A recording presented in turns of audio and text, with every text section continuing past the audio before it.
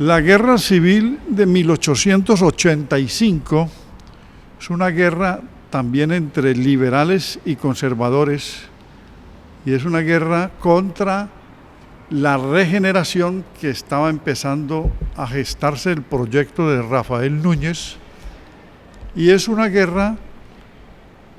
donde el Partido Liberal aparece dividido en el sector de los radicales y el sector de los independientes que lideró Núñez, y los conservadores que venían con la pretensión de tomarse el poder desde la guerra civil de 1876, lo vimos, y tomarse el poder que ya a nivel regional se lo habían tomado en Cundinamarca y en Antioquia. ¿Cuál es el problema del Olimpo radical desde el punto de vista de la política y la administración del territorio? Que como fue un periodo federalista, 9 estados federales, un presidente de la Unión y 9 presidentes regionales en cada estado soberano. Las elecciones se llevaban a cabo en cada estado para elegir al presidente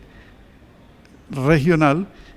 y ellos conformaban una especie de colegio electoral para elegir al presidente nacional, o sea, al presidente de la Unión. Así llegó Núñez al poder la primera vez, y la segunda vez igual, porque él fue presidente dentro del Olimpo radical 2 veces, en 1880 al 82, porque el periodo era de 2 años, que se había recortado para hacerle un poco de presión a la sucesión de gobiernos que tuvo Tomás Cipriano de Mosquera, o sea, a la actitud hegemónica de caudillo agrario y liberal y transformador que al final se convirtió. Y en la segunda ocasión Núñez también, del 85 y el 86, esos 2 años, ganó las elecciones solo con un colegio electoral, como en Estados Unidos se hace, de 9, que eran los 9 presidentes seccionales. Pero además esto generó muchas revueltas internas, casi, dicen los investigadores, 35 guerras regionales. Estamos hablando del siglo XIX con 9 guerras civiles, sin contar la federal inicial de la patria boba, o sea, la prerrepublicana, y la guerra de independencia. O sea, hay 9 guerras a lo largo del siglo XIX, pero hubo, en el caso del tiempo en que se demoró el Olimpo radical, 35 guerras, y eran guerras departamentales, porque quien obtuviera 5 gobernantes se volvía presidente de la República, y entonces se hacían las guerras, sobre todo los antioqueños se volvieron especialistas. Al Cauca, nosotros como Valle del Cauca pertenecíamos al Cauca, o sea, las 2 regiones unidas, 2 veces nos invadieron, Marcelino Vélez en el siglo XIX y Justo Berrío, Pedro Justo Berrío. Isaac, por ejemplo, hizo una invasión, Jorge Isaac, en Antioquia para tumbar al presidente Pedro Restrepo, que iba a votar por Núñez, para no dejarlo votar por Núñez, porque Isaac sabía que Núñez tenía un proyecto de regeneración, él decía que regeneración o catástrofe, era tumbar o acabar con la Constitución de 1863, y de esa manera se volvió presidente temporal de Antioquia. Ese es el estilo de guerra regional. Ahora, Rafael Núñez fue, antes de ser presidente en el Olimpo radical, porque luego va a ser presidente otras 2 veces dentro de la regeneración, él muere en 1894, que lo que buscaba era una nueva constitución, que después de la batalla de la Humareda, donde perdieron los liberales radicales, él declaró que ha muerto la Constitución del 63 y fundó el Partido Nacional, partido entre liberales y conservadores. La fracción independiente que él consiguió, ¿sí?, la unió al conservatismo, fundó un partido, y es más, la guerra de 1885 se la declararon los liberales radicales para obtener 2 departamentos,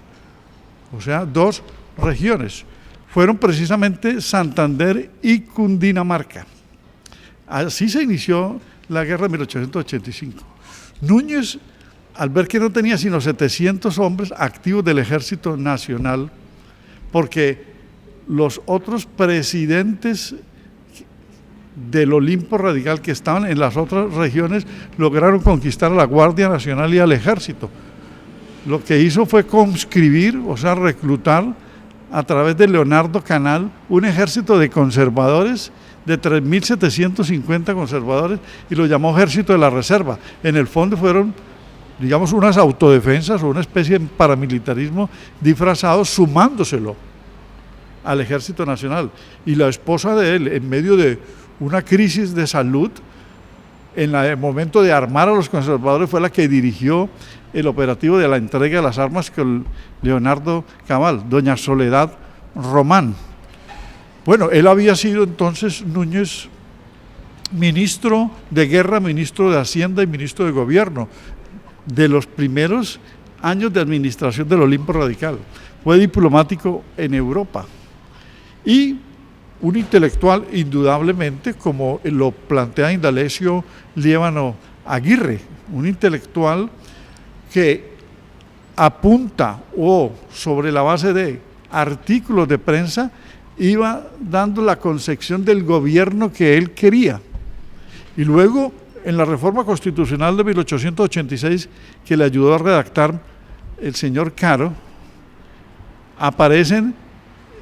pensamientos en columnas de prensa, los vuelven artículos constitucionales. Es decir, él venía construyendo la reforma del Estado a partir de periódicos, de reflexiones periodísticas, donde hace esos planteamientos. Gonzalo España, que es un estudioso de la guerra de 1885, nos dice que la Colombia de vísperas de 1885 se asomaba a la posibilidad de insospechados prodigios. Una intensa fiebre ferroviaria sacudía el espíritu de los empresarios, se erigía a costos altísimos el edificio de la ferrería de Samacá, en un lugar donde a la larga no se halló hierro, y se había iniciado la excavación del Canal de Panamá a cargo de la compañía francesa. Había concluido el tendido de un tranvía de mulas en Bogotá y Chapinero, y acababa de inaugurarse en la capital una pequeña central telefónica dotada de 20 líneas, y recién un cable submarino había enlazado al país con el mundo. Entonces, Núñez, por ejemplo, se dice que frente a Panamá, porque el presidente que no tuviese a Panamá en la mano no tenía recursos suficientes, porque todo el dinero de las aduanas se manejaba por los ingresos de Panamá. Y se dice que los norteamericanos, finalmente, para concluir, que los norteamericanos con el proyecto del Canal de Panamá ya desde 1885 habían avanzado mucho en gestiones, pero ningún gobernador o presidente de Panamá, que era un estado colombiano, había accedido dentro del Olimpo Radical. Núñez se hace elegir, siendo presidente, se hace elegir encargado de la administración de Panamá para negociar con los norteamericanos y permitir el asentamiento de tropas y de cañoneras. Esto es un acto muy cuestionado, muy criticado.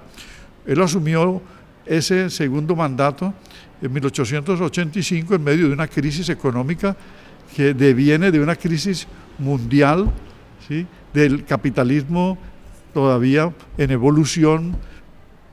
y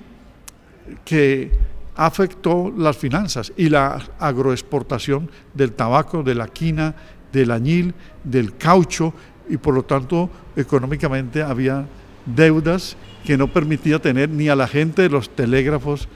al día. En un segundo video sobre la guerra de 1885 vamos a analizar o a mencionar otros aspectos.